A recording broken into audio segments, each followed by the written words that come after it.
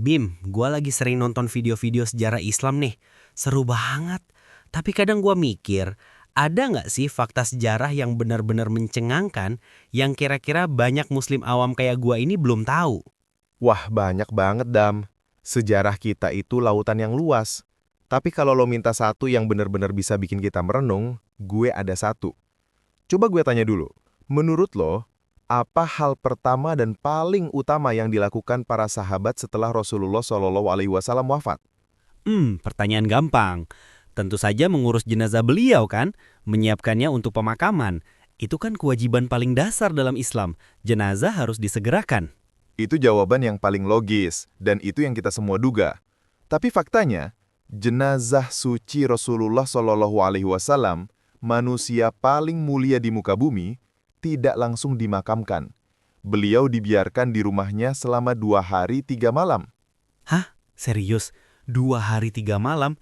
Gila, kok bisa? Bukannya itu menunda hak jenazah? Para sahabat itu kan orang-orang paling paham agama. Kenapa mereka melakukan itu? Apa yang terjadi? Nah, pertanyaan kenapanya itu yang justru menjadi inti dari pelajaran paling penting bagi umat ini. Coba bayangin situasinya, Dam. Rasulullah SAW baru saja wafat. Madinah itu guncang.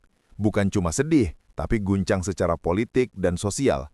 Umat yang tadinya punya pemimpin, pemersatu, hakim, panglima perang, tiba-tiba kehilangan semuanya dalam sekejap. Kosong, vakum. Oke, gue bisa bayangin, pasti panik dan bingung luar biasa. Lebih dari itu, saat sebagian besar sahabat masih diliputi duka dan syok, bahkan seorang Umar bin Khattab pun sempat tak percaya dan menghunus pedangnya, sekelompok sahabat dari kaum Ansor berkumpul di sebuah tempat bernama Sakifah Bani Sa'idah. Mereka merasa perlu segera menentukan pemimpin dari kalangan mereka untuk melanjutkan estafet kepemimpinan di Madinah. Wah, mulai panas ini situasinya. Terus?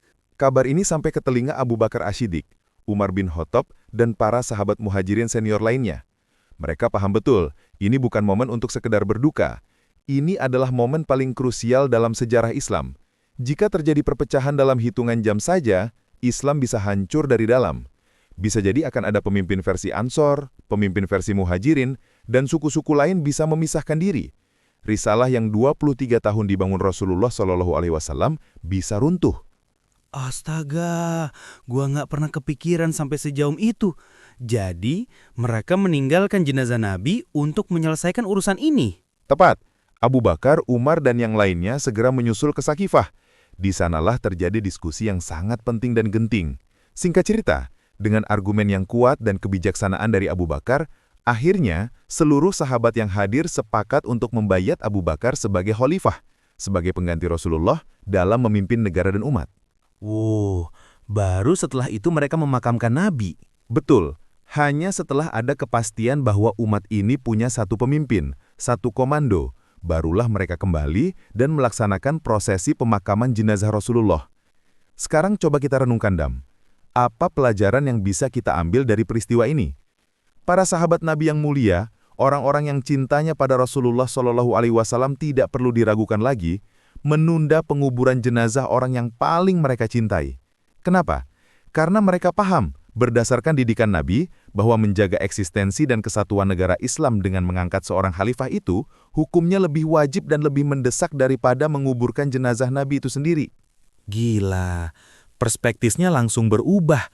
Ini bukan soal menyepelekan jenazah, tapi justru ini adalah bukti cinta terbesar mereka pada warisan Rasulullah itu sendiri, yaitu agama dan negara Islam itu sendiri.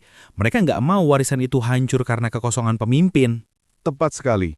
Peristiwa ini adalah ijma' sahabat, atau konsensus para sahabat tentang betapa vitalnya peran seorang khalifah atau pemimpin tunggal bagi umat Islam.